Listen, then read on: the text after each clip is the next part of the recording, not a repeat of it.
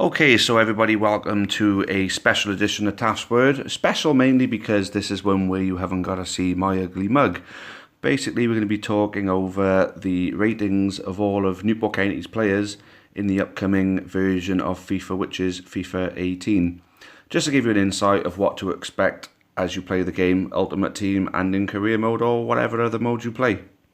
So first up is the big man Frank Newbley, rated 65. I think it's a fair rating, although I would like to see his dribbling a little bit higher because he does manage to get past players with complete ease.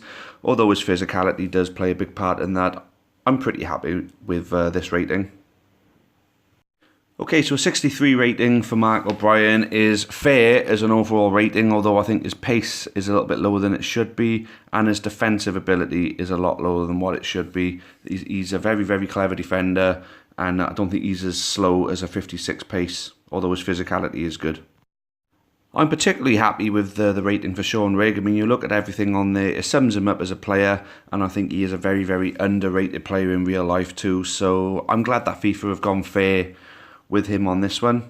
I especially like the fact that he's got a bit of pace on here. So this inclusion, Michael Flynn, is a testament to the researchers of FIFA and how much they research the lower leagues. I think someone's forgot to tell someone there that he's retired from football. A quick search on Wikipedia could have solved that problem for them. So in real life, Quigley is a player that we haven't got to see that much. But a 62 rating, decent physicality, decent shooting ability. I know he could be a useful asset on FIFA, hopefully just as useful in real life as well. So yeah, still see the best from him. Again, I think someone forgot to tell someone at FIFA that Mickey Dimitri has been playing centre-back for us. So as left wing-back, we're not going to be able to use him as a centre-back because his defensive ability isn't good enough. I like his pace. His shooting should be a lot better than a 49 though, obviously. Okay, so Matt Dolan, I think looking at this, yeah, is pretty fair with everything. I mean, he's not the fastest, but he's not slow. His passing ability is good, although I think it should be higher than a 63 slightly. But everything else about him is fair, although the overall of a 62 should be a little bit higher in my opinion. So Josh Labardi, I like his physicality rating. His pace is half decent, passing is decent. He can bang a shot as well, so yeah, so that's decent. So all around I think it's decent, but I think his defensive ability should be a bit higher, and 62 as an overall. Okay, so Dan Butler, I think they've got pretty much spot on looking at everything, although his defence has improved a bit this season. I think 59 is still a fair reflection of it. Passing should be a little bit higher in my opinion because his ability to put a good ball into the box. But a 61 overall rating, left wing back, very fair. Okay, so I'm pleasantly surprised that they've given Will Mott a decent pace rating, a decent rating of 61.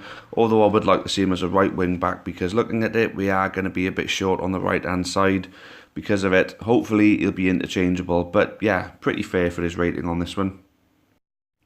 Okay, so Shawn Makovski, we know he's pacey, we know he's a decent player and everything like that. A 60 rating is pretty fair.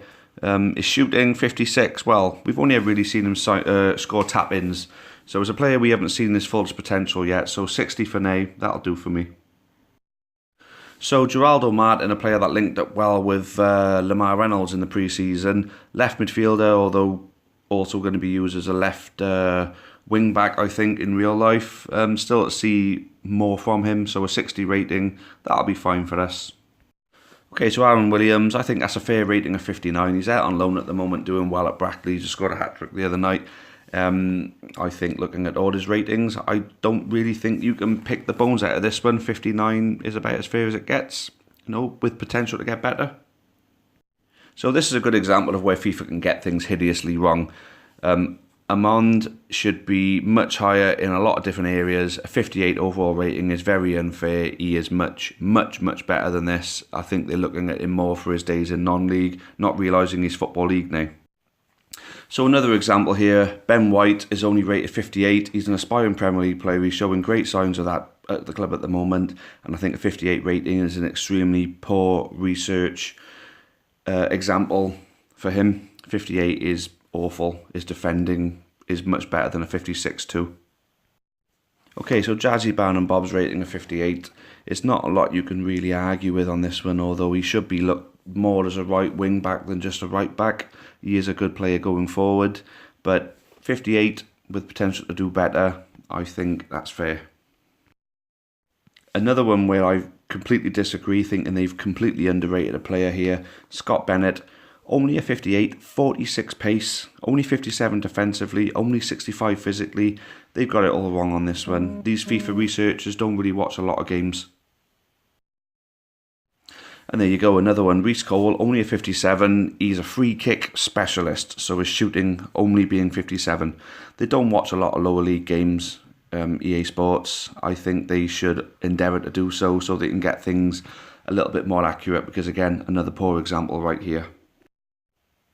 Okay, so Marlon Jackson, I think they got this one pretty fair, to be honest with you. He was shooting only a 51, but he didn't really score any goals for us last season. Physicality, he's quite physical, and he is pretty pacey, so an 83. Pretty fair, 57 overall, a fair rating. Could maybe get better. Another poor one here, Ben Tozer. He's a much, much better player than this. Passing only 48, and he was banging them about lovely in his last match.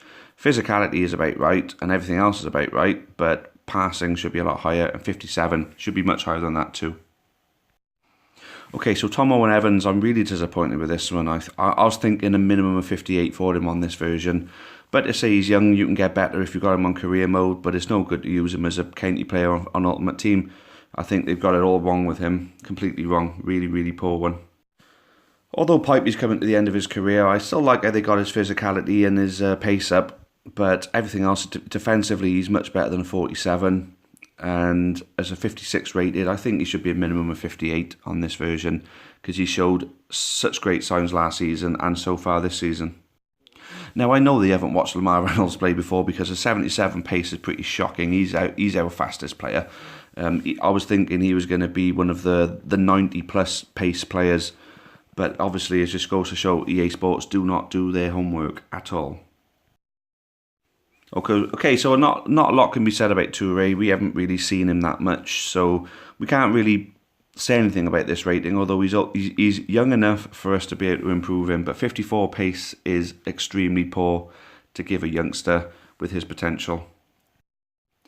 So there you go, there's going to be the Ultimate Team ratings for Newport County's players. That's pretty much going to be their ratings in career mode as well. There's a lot of county fans out there that like to take county to the Premier League every year. I'm one of them.